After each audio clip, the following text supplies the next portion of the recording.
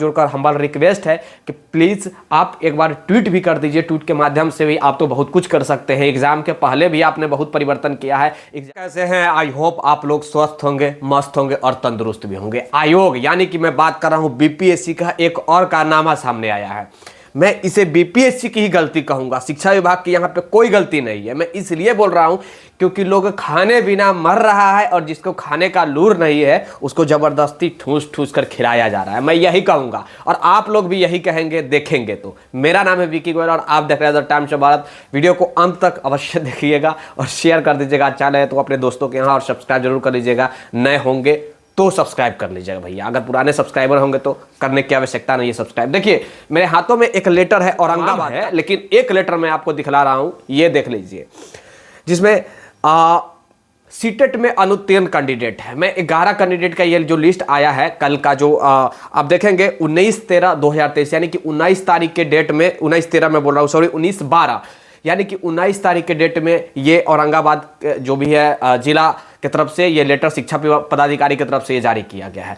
मैं बताया था कि फरवरी से मार्च तक तमाम जितने भी हैं सारे लोगों का डॉक्यूमेंट वेरिफिकेशन होगा और जितने भी गलतियां हैं, फर्जी हैं, जिनको नहीं बनना था वो भी मास्टर साहब बन गए हैं तो उन लोगों को निकाला जाएगा। लेकिन यहाँ से सबसे बड़ा एक प्रश्न उठ रहा है कि अब ये जो रिक्ति खाली जा रहा है यहाँ पे क्या जेन्युइन स्टूडेंट को नहीं हो सकता था?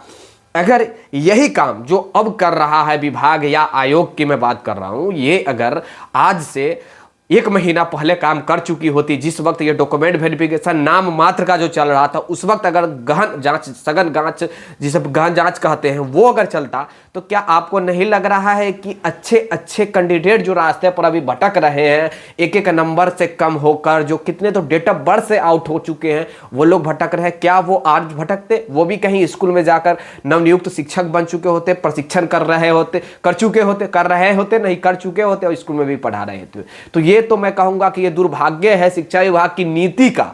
ये नीति जो है उसका कि पहले स्कूल में भेज दो, उसके बाद हम डॉक्यूमेंट वेरिफिकेशन कराएंगे, 6 महीना तक डॉक्यूमेंट वेरिफिकेशन कराएंगे, तब तक तो अनड़ा कनड़ा जिसको पढ़ने का लूर भी नहीं है, क्या वो तब तक तो स्कूल में पढ़ाएगा या नहीं पढ़ाएगा? ये बात आप सोच लीजिए।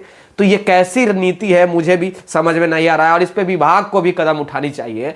इतने एक्सपर्ट हैं अतुल प्रसाद जी, बीपीएससी चेयरमैन है, इतने एक्सपर्ट हैं वो, मतलब अभी रिटायरमेंट के एज में है वो, और इतने एक्सपर्ट है, इतना एक्सपीरियंस है। ये किस प्रकार का कारनामा है कि आप अंधरे कन्हरे सबको आप दे रहे हैं, अब बाद में कह रहे हैं कि बाद में वो चोरी पकड़ाएगा तो चोर कहलाएगा। ये कैसी नीति है भाई? ये कैसी नीति है सर? आप खुद देखिए कि एक एक जिला में 20-20, 30-30, 50-50 कैंडिडेट है। अब बिहार में कितने जिले हैं, कितने सारा कैंडिडेट ऐसे होंगे, आप खुद सोच लीजिए। एक कैंडिडेट को 4-4 जगह, 5-5 जगह जो भी है मेरिट लिस्ट में नाम दे दिया गया। उसके बाद कहा गया कि बाद ठीक है आपका सीट जो खाली रह गया वो आगे देखा जाएगा। आप उसी वक्त ये कर सकते थे कि 1 कैंडिडेट 1 रिजल्ट आप कर सकते थे, लेकिन नहीं, आपने किया कि 1 कैंडिडेट अदर रिजल्ट, मानी कि 1 कैंडिडेट मतलब 1 से अधिक रिजल्ट, यानी कि जितने जगह आप क्वालिफाइड कर रहे हैं सब जगह रिजल्ट दिया गया, जो कि ये सरासर मैं गलत इसको ठहराता हूं।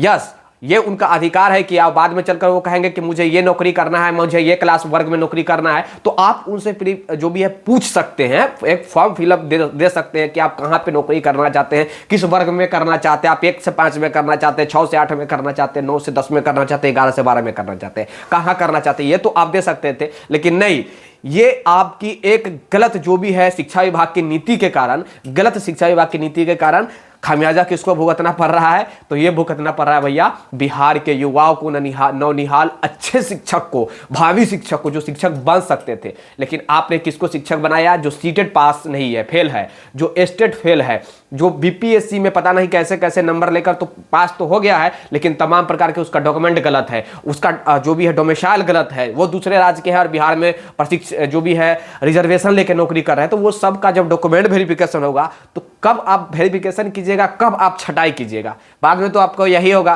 कि भैया हमने सब कुछ कर दिया, उसको नियुक्ति पत्र दे दिया, स्कूल में वो ज्वाइनिंग कर लिया, तब जाकर आपने उसको निकाला। तो ये उनके लिए भी खराब है और ये आपके लिए भी ये एक नासूर बनकर उभरेगी, क्योंकि आप पे ही उंगली उठेगा कि गलत चीज आपने बहाल किया, तभी तो गलत चीज को अभी आप निकाल रहे हैं। कुछ लोग कह रहे हैं कि नियोजित शिक्षक में बहुत सारा फर्जीवाड़ा है। अरे मैं नियोजित शिक्षकों को गलत नहीं ठहरा रहा हूं, मैं गलत ठहरा रहा हूं उस वक्त जो प्रोसेस चल रहा था, उस प्रोसेस को मैं गलत ठहरा रहा हूं कि कम से कम जो वेरिफिकेशन जो हुई होगी उस वक्त तो कम से कम जांच हो जाए।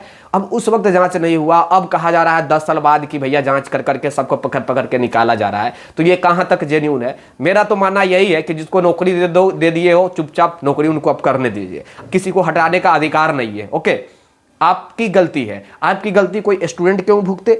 एक तो नौकरी बिहार में मिलना साला बड़ी मुश्किल की बात हो गया है, और उनको अगर आप एक तो दे रहे हैं, उसके बाद कह रहे हैं कि भागो आप यहां से, आप फर्जी हो, तो आप दिए क्यों? आप वेरिफिकेशन में शुरू में ही क्यों नहीं हटाए? आपकी न गलती है।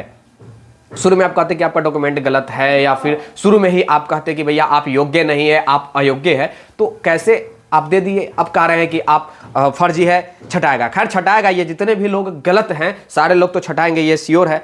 और देखिए एक बड़ा प्रश्न है कि बड़ी रिक्वेस्ट आ रहा है मेरे पास, सब्सिडरी जो भी है कम्बिनेशन को लेकर, कम्बिनेशन सब्जेक्ट को लेकर एग्जाम से 2 दिन पहले जो है आयोग की तरफ से एक लेटर जारी किया गया था, जिसमें कहा गया था कि जो भी है कम्बिनेशन सब्जेक्ट कम्बिनेशन आप ये दे सकते हैं। फिर एग्जाम लोगों ने दिया, फिर कहा जा रहा है कि अब दूसरा सब्जेक्ट जो भी है चेक होगा। तो मुझे समझ में नहीं आ रहा कि यह आयोग क्या कर रही है, इसके लेकर स्पष्टीकरण देना चाहिए आयोग को। एक ट्विटर के माध्यम से भी अतुल प्रसाद जी, उनसे मेरा हाथ जोड़कर हम्बल रिक्वेस्ट है कि प्लीज आप एक बार ट्वीट भी कर दीजिए। ट्वीट के माध्यम से भी आप तो बहुत कुछ कर सकते हैं। एग्जाम के पहले भी आपने बहुत परिवर्तन किया है, एग्जाम के बाद यानी कि आप कल भी परिवर्तन किए हैं, आज भी लेटर, मतलब प्रत्येक दिन आप एक एक लेटर जारी करते ही रहते हैं कि आज फलाना चीज में संशोधन कर रहे हैं, ढिलकाना चीज में संशोधन कर रहा है, मतलब तो आप ये भी एक कर सकते हैं, मेरा जहां तक मानना है। और आप भी एक बार सोच के देखिए कि जिसका एग्जाम कल होने वाला हो, क्या वो 2 दिन पहले, क्या वो जरूरी है कि मोबाइल पे ही एक बार टकटकी निगाह से देखते रहे कि क्या लेटर आने जा रहा है, क्या संशोधन होने जा रहा है? तो इसमें शिक्षा विभाग को जो भी है, शिक्षा विभाग तो मैं बाद में कहूँगा, बीपीएससी को इस पर कदम उठानी चाहिए ताकि सही जो भी है युवाओं के हित में कुछ हो सके। अब क्या कहा जाए, ये जो फर्जी कैंडिडेट के लेकर मैं बार बार क्या ही कहूँ, एक ही चीज़, फर्जी कैंडिडेट को जो बहाल किया है, इसमें मैं सारा सही दोषी अगर ठहराऊंगा तो शिक्षा विभाग का दोषी ठहराऊंगा, और आयोग को भी मैं कह सकता हूँ थोड़ा बहुत, क्योंकि आयोग जो है शुरू में जब वेरिफिकेशन मुहर मारी तो कहा गया कि वही मुहर पे नौकरी कर लो जाकर, बाद में वेरिफिकेशन होगा। कब होगा? अगले जन्म में वेरिफिकेशन होगा। क्या वो नौकरी करते करते जब रिटायर हो जाएंगे तब वेरिफिकेशन होगा? बात तो वही हो गई कि सारा खाना क्या कहा जाता है, चूहा के चूहा हजम, बाद में क्या क्या एक कहावत है, मुझे कहने भी नहीं आता। मतलब कहने का मतलब ये है कि सारा जिंदगी क्या वो नौकरी कर लेंगे, बाद में कहिएगा कि भैया आप फर्जी थे, इसका क्या मतलब होता है? उसके जगह तो कम से कम एक जेन्युइन स्टूडेंट को नौकरी लगता, लेकिन नहीं, ये गलत नीति के कारण हो रहा है।